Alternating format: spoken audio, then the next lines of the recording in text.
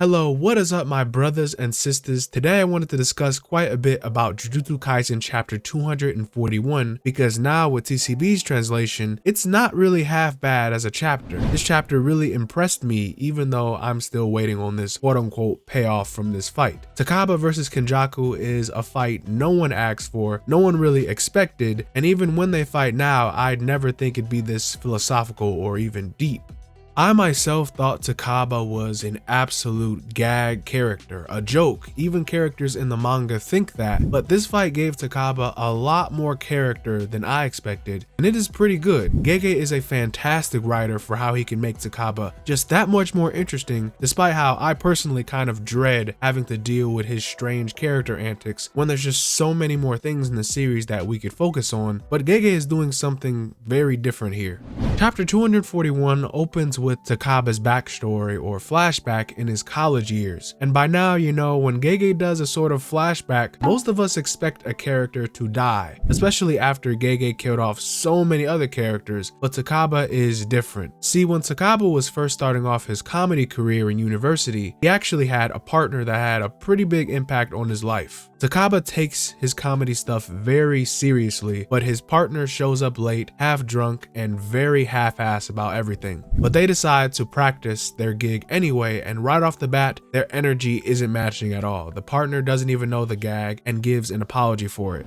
Then Takaba really gives him an earful, and if he was really sorry, then he should mean it. It's obvious that this isn't worth his time. But the partner says that Takaba is setting up an example of how to be a complete antisocial jerk. He doesn't hang out with his friends, he doesn't drink with them, and he doesn't even laugh at other comics because he of all people doesn't think that they're funny. Basically, Takaba is the reason that they're social outcasts. So this friend just shows up for Takaba's sake, and being real for a second, someone like this is almost worse than a friend that's just not there, because they're literally holding you back. This guy makes their performance gig suffer, and all he ever talks about is which chick on the staff he's banging or which business connections that he has, and when the partner gets snarky saying that Takaba's just jealous because he gets more girls than him, he promptly gets punched on the floor. Takaba says that he's missing the point. They should take comedy seriously, and we actually get a reference to last chapter because the partner says doing comedy with you is no fun at all. If we can't laugh at this stuff, why would the audience? And in real time, Takaba is being harassed by Kenjaku's curses and thinking to himself, why did I become a comedian in the first place? And in the flashback, some of his gags had a bad rating, and there are times where Takaba just does not want to do this anymore. Even years later, with his partner, they're still doing this and they're well into their 30s, and his partner wants to disband. People their age already made it big, but they are still doing all of these stupid little gags, dressed in ridiculous costumes, and they aren't even funny. It's just sad.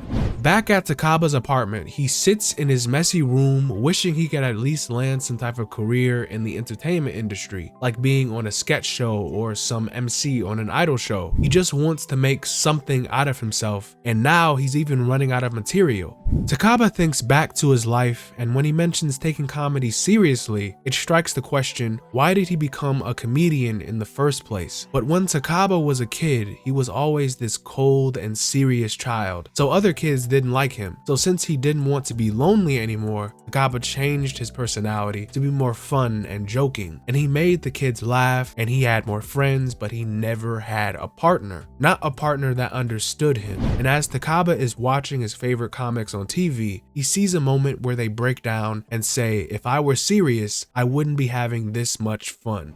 Takaba was lonely and wanted others to get to know him better, and the only way he could express himself was through comedy. So his child self asked him what taking comedy seriously even meant. Doesn't everyone want to see the goofy me? But Takaba says that that stuff's for off stage. But Takaba became a comedian because he wanted everyone to get to know him better. Yet he told Kenjaku that he doesn't care if he didn't find him funny, as long as everyone else does. And Takaba's instructor, who's also named Kenny, said pigs will fly the moment someone makes 100% of the audience laugh. Takaba saw this advice as a way to give up on pleasing everyone, and somewhere along the way, he stopped taking taking comedy so seriously because he just didn't want his feelings to get hurt. Suddenly, Takaba comes to a realization, but before Kenjaku is able to finish him off, something is different. Kenjaku falls under Takaba's gag and remarks the stellar form of his prostration, saying it took me until my late 20s to reach such a level. Even Kenjaku doesn't know what the hell he's saying, and Takaba apologizes because he said that it's alright if Kenjaku doesn't find him funny, even if everyone else does. No, Takaba wants to make every last person laugh, or he just won't be satisfied. Everyone has to find him funny, even the last person. So I'll make you laugh so hard you puke up your guts. That's my brand of comedy. So we end the chapter with Kenjaku excited for what Takaba has up his sleeve, and Takaba determines to make 100% of his audience laugh. Wow, so Takaba is definitely changing up his act quite a bit. Now that he's taking this comedy thing a bit more serious, he might have unlocked dark humor, which is strange to say that, but for someone like Kenjaku, I actually think that might be something that he finds funny. And if that's Takaba's brand of comedy, he really will make him puke his guts out, because anything Takaba finds funny will become reality.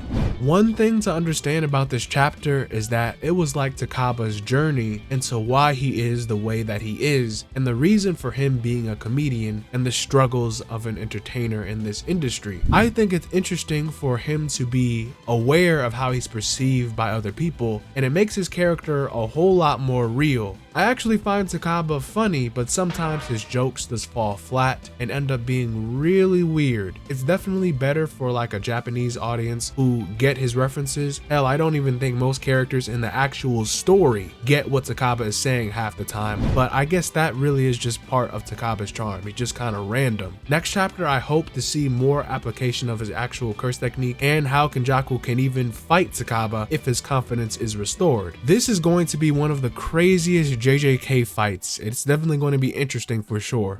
It is quite weird for Takaba to do better in his fight against Kenjaku than characters like Yuki or Chozo, and even last longer in his fight against his opponent than, you know, the famous farmer slayer Kashimo. JJK is in a very weird place right now. Yuta and Maki are completely MIA right now. Apparently the streets saying Yuta already booked his tickets back to Africa, but for real, they're far too important to be absent after Gojo's defeat. And if we're being serious, you should expect Yuta to pull up and help in this war against Kenjaku and Sukuna. There's just no way around it. That boy is being drafted whether he likes it or not. And Yuji's battle with Sukuna is also on hold, and we have no idea where that's going or how that will even work. Again, JJK is in a very strange position, and Takaba's POV does not help how strange it's getting. This fight is in a weird place. I won't deny that this is really good writing on Gege's part and a good change of pace. Maybe it's good to be away from non-stop Sukuna action, but I also won't deny that it's really weird to be here now with so much at stake and so